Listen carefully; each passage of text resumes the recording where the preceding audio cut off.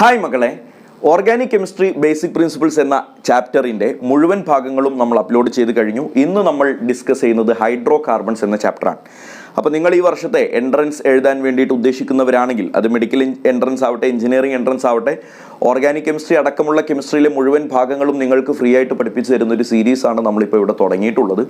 അപ്പോൾ അതിന് നിങ്ങൾ ചെയ്യേണ്ടത് മുഴുവൻ ക്ലാസ്സുകളും ഒന്നുപോലും വിടാതെ നിങ്ങൾക്ക് പ്രോപ്പറായിട്ട് ലഭിക്കാൻ നിങ്ങൾ ചെയ്യേണ്ടത് ഈ വീഡിയോയുടെ ഡിസ്ക്രിപ്ഷനിൽ നൽകിയിരിക്കുന്ന നമ്മുടെ ടെലഗ്രാം ഗ്രൂപ്പിൽ നിങ്ങൾ ജോയിൻ ചെയ്യുക എന്നുള്ളതാണ്. അതുപോലെ ഛേദമില്ലാത്ത ഉപകാരം എന്നുള്ള നിലക്ക് നിങ്ങളുടെ മറ്റു സുഹൃത്തുക്കൾക്ക് ഈ വീഡിയോയുടെ ലിങ്ക് ഷെയർ ചെയ്ത് കൊടുക്കുന്നത് ഞങ്ങൾക്ക് സന്തോഷമുള്ള കാര്യമാണ്. അപ്പോൾ ഇന്ന് ഹൈഡ്രോ കാർബൺസ് ആണ് നമ്മൾ പഠിക്കുന്നത്. എന്താണ് ഹൈഡ്രോ കാർബൺ, എന്തൊക്കെയാണ് അതിൽ എൻട്രൻസ് പോയിന്റ് ഓഫ് വ്യൂവിൽ ശ്രദ്ധിക്കാനുള്ള ചെറിയ ചെറിയ മൈന്യൂട്ട് പോയിന്റുകൾ എല്ലാം നമ്മൾ ഇതിൽ പ്രോപ്പറായിട്ട് ഡിസ്കസ് ചെയ്യുന്നുണ്ട്. അപ്പോൾ ഹൈഡ്രോ കാർബൺസിനെ കുറിച്ച് സംസാരിക്കുമ്പോൾ ആദ്യം നമ്മൾ മനസ്സിലാക്കുക, ഹൈഡ്രോ കാർബൺ എന്ന വാക്കിലുണ്ട് കാര്യങ്ങൾ. അതിലാരെല്ലാമാണ് ഉണ്ടാവുക? സിമ്പിളായിട്ട് എല്ലാവർക്കും അറിയാവുന്ന കാര്യമാണ്. അതിൽ കാർബണും ഉണ്ടാകും, ഹൈഡ്രജനും ഉണ്ടാകും. Organic compounds containing carbon and hydrogen only, അവരെ നമ്മൾ വിളിക്കുന്ന പേരാണ് ഹൈഡ്രോ കാർബൺസ്. ഹൈഡ്രോ കാർബണുകൾ രണ്ട് വിധത്തിലുണ്ടെന്ന് പഠിച്ചു വെക്കുക. രണ്ട് വിധമുണ്ട്. ഒന്നാമത്തെ ടൈപ്പാണ് സാച്ചുറേറ്റഡ് ഹൈഡ്രോ കാർബൺ. സാച്ചുറേറ്റഡ് എന്ന് പറഞ്ഞാൽ അതിൻ്റെ എല്ലാ വാലൻസിയും ഹൈഡ്രജൻ വെച്ച് സാച്ചുറേറ്റ് ചെയ്തിട്ടുണ്ട് എന്നാണ് അതിനർത്ഥം. സാച്ചുറേറ്റഡ് ഹൈഡ്രോ കാർബൺ എക്സാമ്പിൾ ആണ് ആൽക്കെയിൻസ്. മറക്കാതിരിക്കുക, ആൽക്കെയിൻസ്.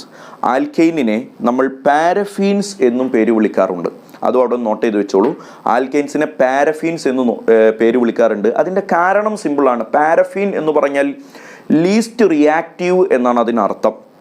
പാരഫിൻ എന്ന് പറഞ്ഞാൽ റിയാക്ടിവിറ്റി കുറവാണ്, അഫിനിറ്റി കുറവാണ് എന്നാണ് അതിനർത്ഥം. അപ്പോൾ പാരഫിൻ അഫിനിറ്റി കുറവുള്ളവർ, റിയാക്ഷനോട് താല്പര്യം കുറവുള്ളവർ, അതായത് ആൽക്കെയിനുകൾ പൊതുവെ റിയാക്റ്റീവ് അല്ല എന്നാണ് അതിനർത്ഥം. രണ്ടാമത്തെ ടൈപ്പാണ് അൺസാച്ചുറേറ്റഡ്. അൺസാച്ചുറേറ്റഡ് എന്ന് പറഞ്ഞാൽ അതിൽ ഡബിൾ ബോണ്ടോ ട്രിപ്പിൾ ബോണ്ടോ ഉള്ളവരാണെന്ന് ഓർക്കുക. ഡബിൾ ബോണ്ടോ ട്രിപ്പിൾ ബോണ്ടോ ഉള്ളവർ. ഡബിൾ ബോണ്ടാണ് ഉള്ളതെങ്കിൽ നമ്മൾ അതിനെ ആൽക്കീൻ എന്നും, ട്രിപ്പിൾ ബോണ്ടാണ് ഉള്ളതെങ്കിൽ നമ്മൾ അതിനെ ആൽക്കൈൻ എന്നുമാണല്ലോ പേര് വിളിക്കുക. ഈ ആൽക്കീനിനെ, ഡബിൾ ബോണ്ടുള്ള കോമ്പൗണ്ടുകളെ വിളിക്കുന്ന മറ്റൊരു പേരാണ് ഒളിഫീൻസ്. ഓർത്തു വെക്കുക, ഒളിഫീൻസ്. ഡബിൾ ബോണ്ടഡ് കോമ്പൗണ്ടുകളെ വിളിക്കുന്ന മറ്റൊരു പേരാണ് ഒളിഫീൻസ്. ഇനിയിപ്പോൾ പിന്നെ ആൽക്കീനിനെയും ആൽക്കൈനിനെയും ഒരുമിച്ചും ഒളിഫീൻസ് എന്ന് പേര് വിളിക്കാറുണ്ട്. നമ്മളിപ്പോൾ അതിലേക്ക് കടക്കുന്നില്ല. ആൽക്കീനിനെ വിളിക്കുന്ന പേരാണ് ഒളിഫീൻസ് എന്ന് ഓർത്തു വെക്കുക. ഇനി ഹൈഡ്രോ കാർബണിനെ കുറിച്ച് എനിക്ക് പറയാനുള്ള വളരെ പ്രധാനപ്പെട്ട ഒരു പോയിന്റാണ് മോനെ, ദീസ് ആർ ഹൈലി കമ്പസ്റ്റബിൾ. പെട്ടെന്ന് തന്നെ തീ പിടിക്കുന്നവരാണ്. കമ്പസ്റ്റബിൾ എന്ന് പറഞ്ഞാൽ അതാണല്ലോ, പെട്ടെന്ന് കത്തിപ്പോകുന്നവരാണ്. എടാ, ഒരാളെ നന്നായിട്ട് കത്തിക്കാൻ പറ്റുമെങ്കിൽ നമുക്ക് അവരെ എന്തായിട്ട് യൂസ് ചെയ്യാം? ഫ്യൂവലായിട്ട് യൂസ് ചെയ്യാം. ശരിയല്ലേടാ? വാഹനങ്ങളിലും അല്ലാതെയും കിച്ചണിലൊക്കെ നമുക്ക് ഫ്യൂവലായിട്ട് ഹൈഡ്രോ കാർബൺസിനെ യൂസ് ചെയ്യാം. അങ്ങനെ നമ്മൾ ഹൈഡ്രോ കാർബൺസിനെ ഫ്യൂവലായിട്ട് യൂസ് ചെയ്യുന്നുണ്ടോ? ഒരുപാട് സ്ഥലങ്ങളിൽ ചെയ്യുന്നുണ്ട്. അതിന് എക്സാമ്പിളാണ് CNG, അതുപോലെ LNG, അതുപോലെ LPG. ഇതിൻ്റെ ഒക്കെ പേരുകൾ, ഫുൾ നെയിമുകൾ ജസ്റ്റ് ഒന്ന് നിങ്ങൾക്ക് അറിയാം, എന്നാലും ഞാനൊന്ന് പറയാം. എടാ, CNG എന്ന് പറഞ്ഞാൽ എന്താ? കംപ്രസ്ഡ് നാച്ചുറൽ ഗ്യാസ് എന്നാണല്ലോ അതിൻ്റെ ഫുൾ നെയിം. അതുപോലെ LNG എന്ന് പറഞ്ഞാൽ എന്താ? Liquefied natural gas. And LPG എല്ലാവരും കേട്ടിട്ടുള്ളതും എല്ലായിടത്തും ഉപയോഗിക്കുന്നതുമാണല്ലോ LPG. എന്താണ്? Liquefied petroleum gas. അതിൻ്റെ ഫുൾ നെയിമുകളൊക്കെ ജസ്റ്റ് ഒന്ന് നോട്ട് ചെയ്ത് വെക്കുക. ഇനി സ്ഥിരമായിട്ട് നമ്മൾ ഉപയോഗിക്കുന്ന സാധനമാണല്ലോ LPG. ഈ LPGയിൽ എന്തൊക്കെയാണ് അതിൻ്റെ ഉള്ളിലുള്ള കമ്പോണൻറ്റുകൾ എന്തൊക്കെയാണെന്ന് ഓർത്ത് വെച്ചോ. Mainly it contains butane and isobutane. ഓർത്ത് വെക്കുക, അതിലെന്തൊക്കെയാണുള്ളത്? ബ്യൂട്ടൈനും ഉണ്ട്, ഐസോബ്യൂട്ടൈനും ഉണ്ട്. സ്മോൾ എമൗണ്ടിൽ CH3SH ഉണ്ട്. CH3SH എന്താണ്? ആ CH3SHൻ്റെ പേര് എന്നറിയോ നിങ്ങൾക്ക്? മീഥൈൽ മെർക്യാപ്റ്റൈൻ എന്നാണ്. ഓർത്ത് വെക്കുക, മീഥൈൽ മെർക്യാപ്റ്റൈൻ. എന്താണ്? CH3OH മെത്തനോൾ ആണല്ലോ. ആ ഓക്സിജന് പകരം ഒരു സൾഫർ വന്നാൽ അതിനെ വിളിക്കുന്ന പേരാണ് മീഥൈൽ മെർക്യാപ്റ്റൈൻ. പഠിച്ചല്ലോ, മെർക്യാപ്റ്റൈൻ എന്ന പേര് OHന് പകരം SH വരുമ്പോൾ ഉള്ളതാണ് എന്ന് ഓർക്കുക. ഓക്കെ, മീഥൈൽ മെർക്യാപ്റ്റൈനും ഒരു ചെറിയ അളവിൽ അതിൽ ആഡ് ചെയ്യും. എന്തിനാണ് അത് ആഡ് ചെയ്യുന്നത്? ടു ഗീവ് ക്യാരക്ടറിസ്റ്റിക് സ്മെല്ല് കൊടുക്കാനാണ്. അപ്പോൾ LPG നമ്മുടെ വീട്ടിലൊക്കെയുള്ള നമ്മുടെ ഗ്യാസിൻ്റെ സിലിണ്ടർ ലീക്കായി കഴിഞ്ഞാൽ അവിടെ ഒരു പ്രത്യേക സ്മെല്ല് കിട്ടും. നമുക്കറിയാലോ, ആ ഗ്യാസിന് ഒരു പ്രത്യേക സ്മെല്ലുണ്ട്. ആ സ്മെല്ല് കൊടുക്കാനുള്ള കാരണക്കാരൻ മീഥൈൽ മെർക്യാപ്റ്റൈൻ ആണ്. അതല്ലാതെ അതിൻ്റെ ഉള്ളിലുള്ള കമ്പസ്റ്റബിൾ ഗ്യാസുകളായ ബ്യൂട്ടൈനോ ഐസോബ്യൂട്ടൈനോ അല്ല. അപ്പോൾ മീഥൈൽ മെർക്യാപ്റ്റൈൻ എന്തിനാണ് അതിൽ മിക്സ് ചെയ്യുന്നത് എന്നുള്ളത് നമുക്ക് ലോജിക്ക് വെച്ച് ചിന്തിച്ചാൽ മനസ്സിലാകും.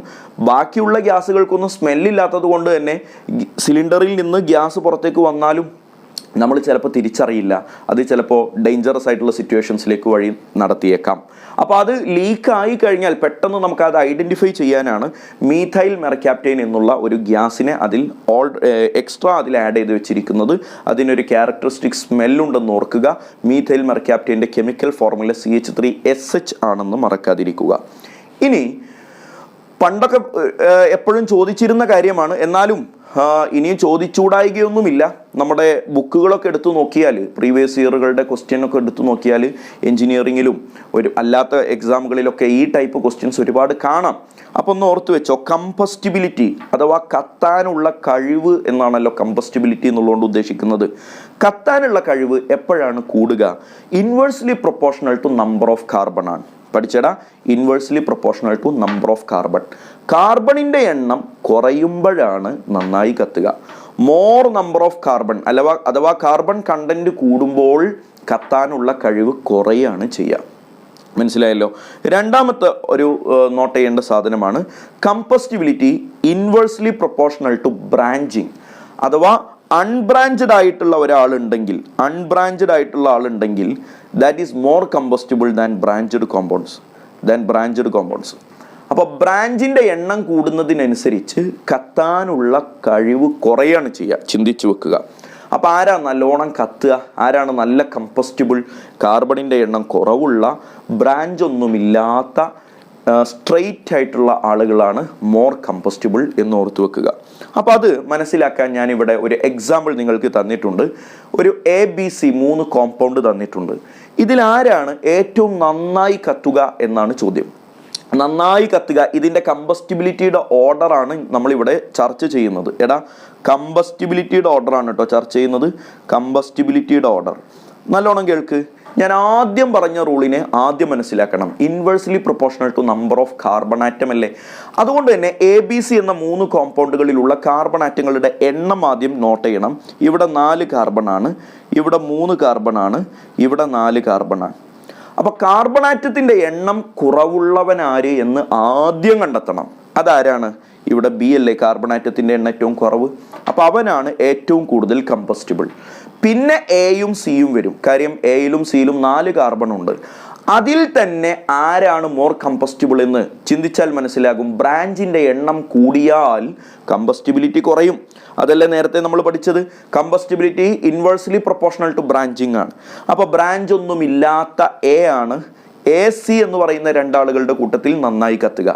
അത് കഴിഞ്ഞിട്ട് C വരും. BAC എന്ന് കറക്റ്റ് ആൻസർ വരും. കിട്ടിയില്ലടാ മോനെ? BAC എന്ന് നമുക്ക് ആൻസർ വരും. ഇനി ഞാൻ താഴെ എഴുതിയിരിക്കുന്ന 2 കാര്യങ്ങളൊന്ന് നോക്കിക്കേ. ഒന്ന്, ഫ്യൂവൽ പൊട്ടൻഷ്യൽ എന്ന് പറഞ്ഞാൽ ഒരു കോമ്പൗണ്ടിന് ഫ്യൂവലായിട്ട് ആക്ട് ചെയ്യാനുള്ള കഴിവാണ്. അപ്പോൾ ഫ്യൂവലായിട്ട് ആക്ട് ചെയ്യാനുള്ള കഴിവ് എന്ന് പറയുന്നത് കമ്പസ്റ്റിബിലിറ്റി തന്നെയല്ലേ? കമ്പസ്റ്റിബിൾ ആയതുകൊണ്ടാണല്ലോ ഇവൻ ഫ്യൂവൽ ആയത്. അപ്പോൾ നല്ലോണം കത്താൻ പറ്റുന്ന ആൾക്ക് നല്ല ഫ്യൂവലായിട്ട് ആക്ട് ചെയ്യാൻ പറ്റും. അവൻ്റെ ഫ്യൂവൽ പൊട്ടൻഷ്യൽ വലുതാണ് എന്ന് നമ്മൾ പറയും.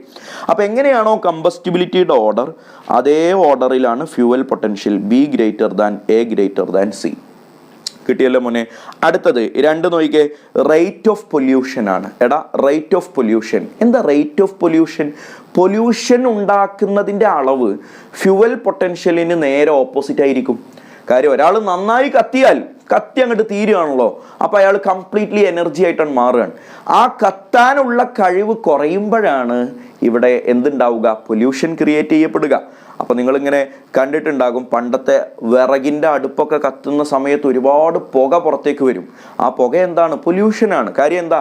അവിടെ അത്രത്തോളം സഫിഷ്യൻ്റ് ആയിട്ട് അവിടെ കമ്പഷൻ നടക്കാത്തത് കൊണ്ടാണ് ബാക്കി ഉള്ള അതിലെ മെറ്റീരിയലൊക്കെ പുകയായിട്ട് ബ്ലാക്ക് കളേർഡ് സ്മോക്കായിട്ട് പുറത്തേക്ക് വരുന്നത്. എന്നാൽ നമ്മുടെ വീട്ടിൽ ഇപ്പോഴുള്ള LPG പോലെയുള്ള നമ്മുടെ ഗ്യാസ് സിലിണ്ടർ ഉപയോഗിക്കുമ്പോൾ അവിടെ പുക തീരെ ഇല്ലല്ലോ. എന്താ കാര്യം? അതിൻ്റെ അളവ് അത് നന്നായിട്ട് ഫ്യൂവലായിട്ട് വർക്ക് ചെയ്യുന്നതാണ്, കംപ്ലീറ്റ് ആയിട്ട് കത്തിത്തീരുന്നത് കൊണ്ടാണ് അവിടെ പുകയില്ലാത്തത്. അപ്പോൾ റേറ്റ് ഓഫ് പൊല്യൂഷൻ കൂടുന്നത് എപ്പോഴാണ്? കമ്പസ്റ്റിബിലിറ്റി കുറയുമ്പോഴാണ്, അല്ലെങ്കിൽ ഫ്യൂവൽ പൊട്ടൻഷ്യൽ കുറയുമ്പോഴാണ്. അപ്പോൾ ഫ്യൂവൽ പൊട്ടൻഷ്യലിൻ്റെ ഓർഡർ കിട്ടിയാൽ അതിൻ്റെ നേരെ ഓപ്പോസിറ്റ് ആണ് rate of pollution. C greater than A greater than B. C എന്ന് പറയുന്ന ആൾക്ക് ഫ്യൂവലായിട്ട് ആക്ട് ചെയ്യാനുള്ള കഴിവ് കുറവാണ്, അതുകൊണ്ട് അവൻ കൂടുതൽ പൊല്യൂഷൻ ക്രിയേറ്റ് ചെയ്യും. പഠിച്ചില്ലേ? അടുത്തത്, ഒരു അലിഫാറ്റിക് കോമ്പൗണ്ടും അരോമാറ്റിക് കോമ്പൗണ്ടും വന്നാൽ അതിലാർക്കാണ് ഫ്യൂവൽ പൊട്ടൻഷ്യൽ കൂടുതൽ? ഓർത്ത് വെക്കുക, അലിഫാറ്റിക് കോമ്പൗണ്ടും അരോമാറ്റിക് കോമ്പൗണ്ടും വന്നാൽ ഫ്യൂവൽ പൊട്ടൻഷ്യൽ കൂടുതൽ അലിഫാറ്റിക് കോമ്പൗണ്ടുകൾക്കാണ്. ഓർത്ത് വെക്കുക. അതിൻ്റെ കാരണവും ഇതാണ്, അരോമാറ്റിക് കോമ്പൗണ്ടുകളിൽ മോർ കാർബൺ കണ്ടന്റ് ഉണ്ട്. മോർ കാർബൺ കണ്ടന്റ് ഉണ്ടെങ്കിൽ അവിടെ ഫ്യൂവലായിട്ട് ആക്ട് ചെയ്യാനുള്ള കഴിവ് കുറവായിരിക്കുമെന്ന് ഞാൻ ഫസ്റ്റ് റിലേഷനായിട്ട് നിങ്ങൾക്ക് പറഞ്ഞു തന്നു. Fuel potential directly proportional to, അല്ലെങ്കിൽ combustibility inversely proportional to number of carbon എന്ന് ഞാൻ ആദ്യം പറഞ്ഞു തന്നു. അപ്പോൾ കാർബൺ കണ്ടന്റ് കൂടിയാൽ അയാളുടെ കമ്പസ്റ്റിബിലിറ്റി കുറയും. രണ്ടാമത്തെ റീസൺ, അരോമാറ്റിക് കോമ്പൗണ്ടുകൾ സ്റ്റേബിൾ ആണല്ലോ. നമുക്കറിയാലോ, അരോമാറ്റിക് കോമ്പൗണ്ടുകൾ എക്സ്ട്രാ സ്റ്റേബിൾ ആണ് ഡ്യൂ ടു റെസൊണൻസ് കാരണം അരോമാറ്റിക് കോമ്പൗണ്ടുകൾ സ്റ്റേബിൾ ആണ്. സ്റ്റേബിൾ ആകുമ്പോൾ ആ കോമ്പൗണ്ടിന് കത്താനുള്ള താല്പര്യം കുറവായിരിക്കും. ശരിയല്ലേ? കത്തിക്കഴിഞ്ഞാൽ ആ കോമ്പൗണ്ട് അയാളല്ലാതായി പോവുകയാണല്ലോ ചെയ്യുക.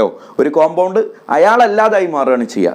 അപ്പം അതുകൊണ്ട് അരോമാറ്റിക് കോമ്പൗണ്ടുകൾക്ക് അയാളല്ലാത്ത മറ്റൊരു കോമ്പൗണ്ടായി മാറാനുള്ള താല്പര്യം കുറവാണ്. കാര്യം അരോമാറ്റിക് കോമ്പൗണ്ടുകൾ ഓൾറെഡി എന്താണ്? സ്റ്റേബിൾ ആണ് എന്നതുകൊണ്ട്. ഡീലല്ലേ കുഞ്ഞെ? അടുത്തത്, പവർ ആൽക്കഹോൾ. അലിഫാറ്റിക് കോമ്പൗണ്ടും അരോമാറ്റിക് കോമ്പൗണ്ടും ഞാനിപ്പോൾ ഡിസ്കസ് ചെയ്തു.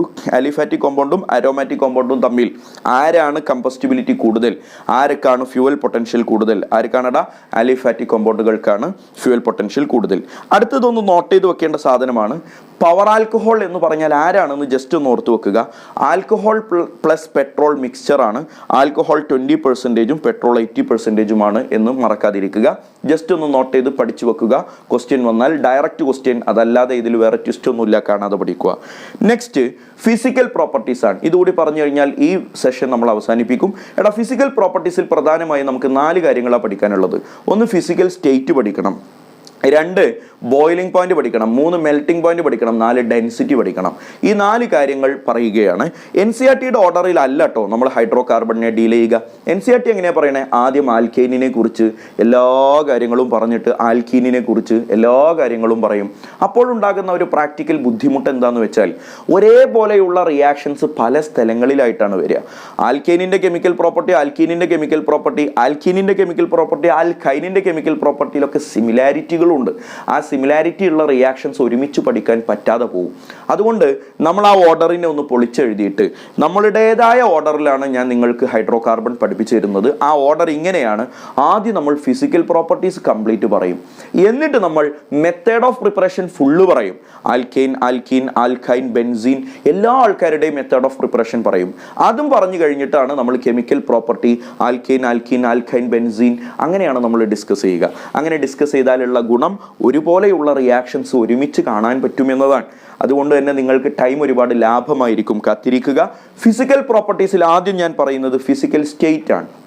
സോളിഡ് ആണോ, ലിക്വിഡ് ആണോ, ഗ്യാസ് ആണോ എന്ന് പറയലാണല്ലോ ഫിസിക്കൽ സ്റ്റേറ്റ്. സിമ്പിളാണ്, നിങ്ങൾക്ക് അറിയാവുന്നതാണ്. കാർബണിൻ്റെ എണ്ണം 1 മുതൽ കാർബണിൻ്റെ എണ്ണം 4 വരെയുള്ള എല്ലാവരും ഗ്യാസാണ്. കാർബണിൻ്റെ എണ്ണം 1 മുതൽ കാർബണിൻ്റെ എണ്ണം 4 വരെയുള്ളവനൊക്കെ ഗ്യാസാണ്. കാർബണിൻ്റെ എണ്ണം 5 മുതൽ കാർബണിൻ്റെ എണ്ണം 17 വരെയുള്ളവരൊക്കെ ലിക്വിഡാണ്. പഠിച്ചോളണേ. കാർബണിൻ്റെ എണ്ണം 18 ആൻഡ് മോർ, അതിനേക്കാൾ കൂടുതലോ ആണെങ്കിൽ അവരെല്ലാവരും സോളിഡാണ്. മനസ്സിലായല്ലോ കുഞ്ഞെ? അപ്പോൾ നോക്കിക്കേ, ബ്യൂട്ടെയിൻ എന്ന് പറഞ്ഞു. ബ്യൂട്ടെയിൻ എന്ന് പറഞ്ഞാൽ 4 കാർബൺ അല്ലേടാ? 4 കാർബൺ. അപ്പോൾ അയാൾ എന്താണെന്ന് പറ? ഗ്യാസാണ്. 4 കാർബൺ ആണെങ്കിൽ ഗ്യാസാണ്. ഹെപ്റ്റെയിൻ എന്ന് പറഞ്ഞോടാ. ഹെപ്റ്റെയിൻ എന്ന് പറഞ്ഞാൽ 7 കാർബൺ അല്ലേ? 7 കാർബൺ വന്നാൽ അവൻ എന്താണ് പറ? ലിക്വിഡാണ്. പഠിച്ചില്ലേ? സിമ്പിൾ പരിപാടി. അപ്പോൾ ഫിസിക്കൽ സ്റ്റേറ്റ് പഠിക്കാൻ ഈ ഒരു സംഗതി മാത്രം പഠിച്ചു വെച്ചാൽ മതി. അടുത്തത് ഡെൻസിറ്റിയാണ്. ഡെൻസിറ്റിയിൽ ഓർത്തു വെക്കേണ്ട 2 കാര്യങ്ങളുണ്ട്. ഒന്നാമത്തെ കാര്യം ഇതാണ്, density directly proportional to number of carbon atom. കാർബണിൻ്റെ എണ്ണം കൂടുന്നതിനനുസരിച്ച് ഡെൻസിറ്റി കൂടി പോകും. അങ്ങനെ കൂടിയാണ് പോകുന്നില്ല. അവസാനം ഒരു ഫൈനൽ സാച്ചുറേറ്റഡ് പോയിന്റിലെത്തും. ആ പോയിന്റിൽ എത്തിക്കഴിഞ്ഞാൽ പിന്നെ എത്ര നമ്പർ ഓഫ് കാർബൺ കൂടിയാലും ഡെൻസിറ്റി കൂടില്ല. ഡെൻസിറ്റിക്ക് ഒരു സാച്ചുറേഷൻ ഉണ്ട്. ആ സാച്ചുറേഷൻ വാല്യൂ എത്തിക്കഴിഞ്ഞാൽ പിന്നെ കാർബണിന്റെ എണ്ണം എത്ര കൂടിയാലും ഡെൻസിറ്റി കൂടില്ല. ആ സാച്ചുറേറ്റഡ് വാല്യൂ ഇങ്ങനെയാണ്, 0.8നും 0.9നും ഇടയിലായിട്ട് വരും. ഗ്രാം പെർ എം എൽ എന്ന് പറഞ്ഞാൽ gram per milli litre or gram per centimetre cube ഒക്കെ ഒന്ന് തന്നെ. 1 മില്ലി ലിറ്ററിന് 0.8 അല്ലെങ്കിൽ 0.9 ഗ്രാം ആണ് വെയിറ്റ് ഉണ്ടാവുക. അപ്പോൾ ഇതിന്റെ ഗ്രാഫ് നമ്മളിങ്ങനെയാണ് കേട്ടോ വരയ്ക്കുക. നിങ്ങൾ നോക്കിക്കേ, ഇതാ ഇവിടെ ഞാൻ വരച്ചു വെച്ചിട്ടുണ്ട്. ഞാൻ ഒരു ആക്സിസിൽ ഡെൻസിറ്റി എടുത്തു, മറ്റേ ആക്സിസിൽ മോളാർ മാസ് എടുത്തു. മോളാർ മാസ് എന്ന് പറഞ്ഞാൽ കാർബണിന്റെ എണ്ണം കൂടുന്നതിനനുസരിച്ചാണല്ലോ മോളാർ മാസ് കൂടുക. ആദ്യത്തിലൊക്കെ കാർബണിന്റെ എണ്ണം കൂടുന്നതിനനുസരിച്ച് ഗ്രാജുവലായിട്ട് ഡെൻസിറ്റി കൂടിയിരുന്നു. പക്ഷെ ഒരു സാച്ചുറേറ്റഡ് പോയിന്റിൽ എത്തിക്കഴിഞ്ഞാൽ പിന്നെ നീ കാർബണിന്റെ എണ്ണം എത്ര കൂടിയാലും ഡെൻസിറ്റിക്ക് ഒരു ഫിക്സ്ഡ് വാല്യൂ ഉണ്ട്. ആ ഡെൻസിറ്റിയുടെ വാല്യൂ ഞാൻ ഒരിക്കൽ കൂടി എഴുതുന്നു, 0.8ഓ 0.9ഓ അതിൻ്റെ ഇടയിലോ ഉള്ള ഒരു വാല്യൂ ആയിരിക്കും. പഠിച്ചല്ലോ. അപ്പൊ ഇതൊന്നും മറക്കാതിരിക്കുക. Density of hydro carbons increases with increase in number of carbon but attains and maximum value at 0.8 or 0.9 gram per milli litre. ആ മാക്സിമം വാല്യൂ എത്തിക്കഴിഞ്ഞാൽ അത് സാച്ചുറേറ്റഡ് പോയിന്റ് ആണ്. അവിടെ നിന്ന് അങ്ങോട്ട് പിന്നെ എത്ര കാർബൺ ആഡ് ചെയ്താലും ഡെൻസിറ്റി ഇൻക്രീസ് ചെയ്യില്ല. വളരെ ശ്രദ്ധിക്കേണ്ട ഒരു സാധനമുണ്ട്. വാട്ടറിന്റെ density 1 gram per M L ആണല്ലോ. അപ്പോൾ ഹൈഡ്രോ കാർബണുകൾ എത്ര കാർബൺ ഉണ്ടെങ്കിലും മാക്സിമം അവർക്ക് അറ്റൈൻ ചെയ്യാൻ പറ്റിയ വാല്യൂ 0.9 ആണ്. ശരിയല്ലേ? 0.8നും 0.9 എന്നൊക്കെ പറഞ്ഞാൽ 0.9 ആണല്ലോ മാക്സിമം കൂട്ടിയാൽ തന്നെ വരുള്ളൂ. അതും വാട്ടറിന്റെ ഡെൻസിറ്റിയുടെ താഴെയാണ്. അതുകൊണ്ട് ഈ ഡയലോഗ് എല്ലാവരും ഒന്ന് വൃത്തിക്ക് പഠിച്ചു വെച്ചോ. Density of all hydro carbons are less than that of water.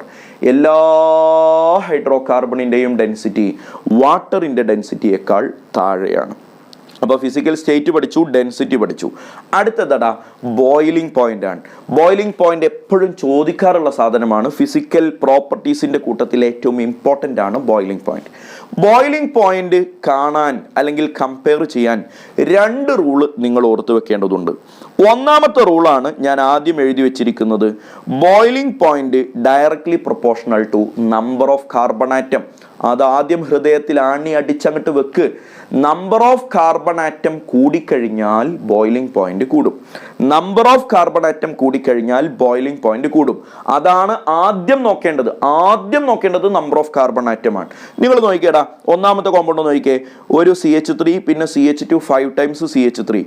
Total ഇവിടെ 7 കാർബൺ ഇല്ലേ? ശരിയല്ലേ? CH2 5 ടൈംസും 2 അറ്റത്ത് CH3, ടോട്ടൽ 7 കാർബൺ ഉണ്ട്. അടുത്ത കോമ്പൗണ്ടിൽ 8 കാർബൺ ഉണ്ട്.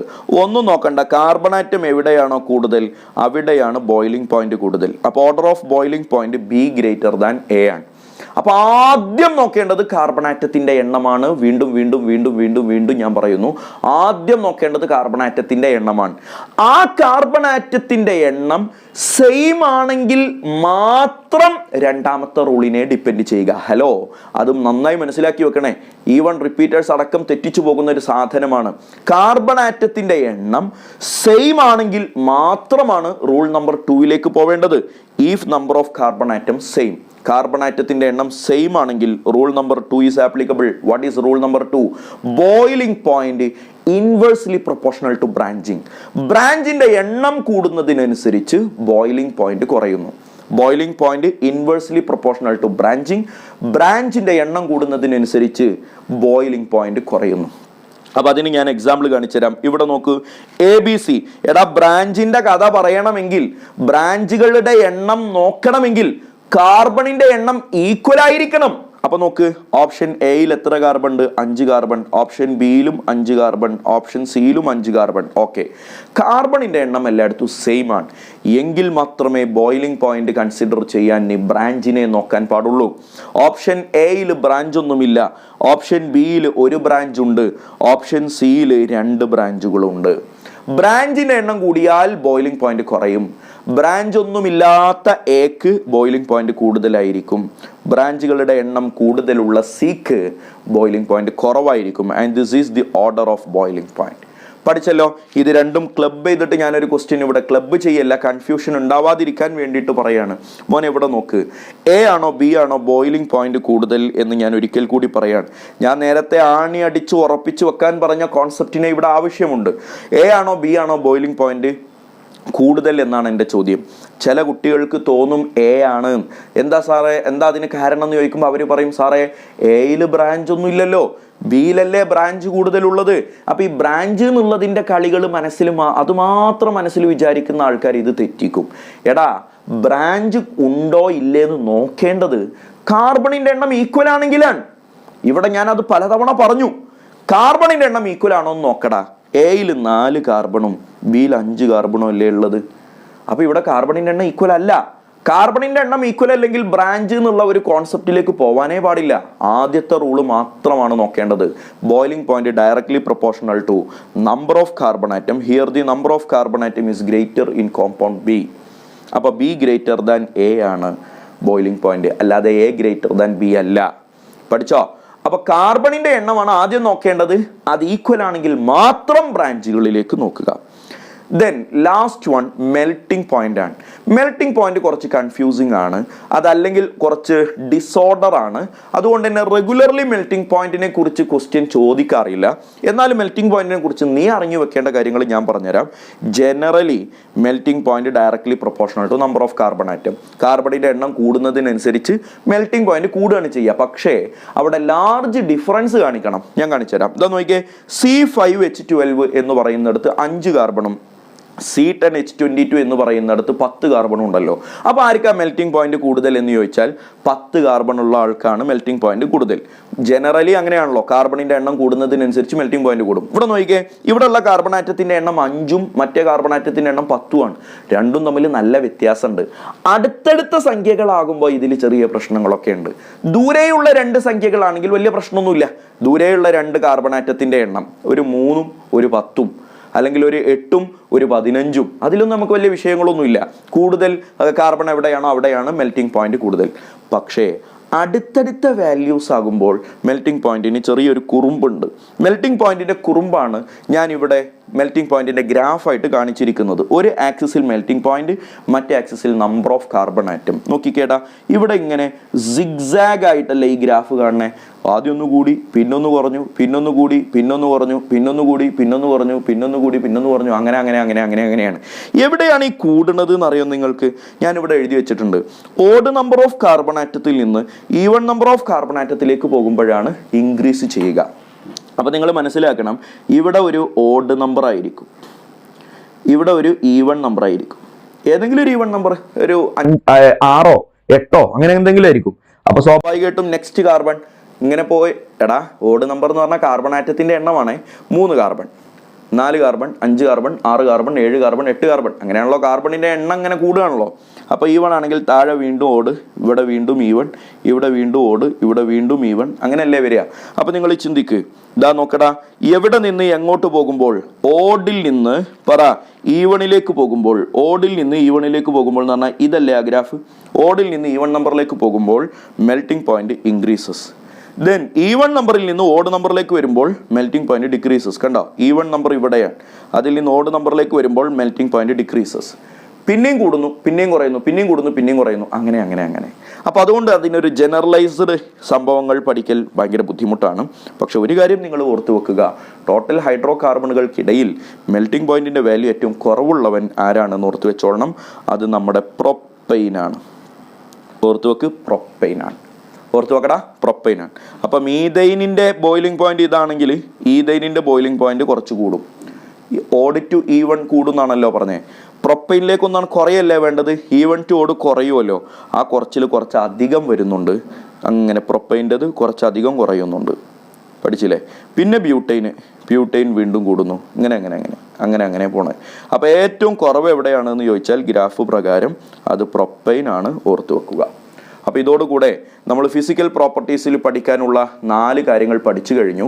ഇനി നെക്സ്റ്റ് നമ്മുടെ ക്ലാസ് മുതൽ റിയാക്ഷൻസ് ആണ്. ഗുഡ്സ് റിയാക്ഷൻ അടക്കമുള്ള പ്രിപ്പറേഷൻ മെത്തേഡ്സ് ആണ് നമ്മൾ അടുത്ത വീഡിയോയിൽ ഡിസ്കസ് ചെയ്യുന്നത്. തീർച്ചയായിട്ടും നിങ്ങൾ മറക്കാതെ കാണണം. നോട്ട് എഴുതണം, വൃത്തിക്ക് നോട്ട് എഴുതണം. ഞാൻ ഈ സ്ലൈഡിൽ തരുന്ന എല്ലാ കാര്യങ്ങളും നിർബന്ധമായും നിങ്ങളുടെ നോട്ടിൽ വേണം. അങ്ങനെ നമ്മുടെ യൂട്യൂബ് ചാനലിലെ ക്ലാസ് മാത്രം കണ്ടിട്ട് കിട്ടുന്ന ഒരു 3-4 നോട്ട്ബുക്ക് നിങ്ങൾക്ക് കിട്ടും. അതിൻ്റെ പുറത്തുനിന്നൊന്നും എൻട്രൻസിന് ക്വസ്റ്റ്യൻ ചോദിക്കില്ല. അതുകൊണ്ട് വൃത്തിയായിട്ട് മക്കൾ പഠിച്ചു വെച്ചോ. ബാക്കി കാര്യങ്ങൾ നമുക്ക് നെക്സ്റ്റ് വീഡിയോയിൽ കാണാം. ഞാൻ വീണ്ടും പറയുന്നു, സന്തോഷം കിട്ടുന്ന കാര്യമാണ്. നിങ്ങൾ മറ്റു വിദ്യാർത്ഥികളിലേക്ക് ഇത് ഷെയർ ചെയ്ത് കൊടുക്കുക എന്നുള്ളത്. എല്ലാവരും ഈ വർഷം റിപ്പീറ്റ് ചെയ്യുന്ന അല്ലെങ്കിൽ പ്ലസ് ടുവിൽ പഠിച്ചുകൊണ്ടിരിക്കുന്ന ഈ വർഷത്തെ എൻട്രൻസിന് വേണ്ടി പ്രിപ്പയർ ചെയ്യുന്ന എല്ലാ മാന്യദേഹങ്ങളിലേക്കും ഈ വീഡിയോയുടെ ലിങ്ക് ഒന്ന് ഷെയർ ചെയ്ത് കൊടുക്കുക. നിങ്ങൾക്ക് അറിവുള്ളവരിലേക്കൊക്കെ ഒന്ന് ഷെയർ ചെയ്ത് കൊടുക്കുക. നിങ്ങൾക്ക് ഗുണം കിട്ടുന്നുണ്ടെങ്കിൽ മാത്രമാണ് കേട്ടോ ഈ പറയണേ. അല്ലാതെ ഇപ്പോൾ ഈ വീഡിയോയുടെ അവസാനം വരെ നിങ്ങൾ കാണൂലല്ലോ. ഞാനിപ്പോൾ ഈ പറയുന്ന ഡയലോഗൊക്കെ നിങ്ങൾ കേൾക്കുന്നുണ്ടെങ്കിൽ നിങ്ങൾക്ക് വീഡിയോയുടെ ഗുണം കിട്ടുന്നതുകൊണ്ടായിരിക്കുമല്ലോ. നെക്സ്റ്റ് വീഡിയോയിൽ കാണാം. Thank you.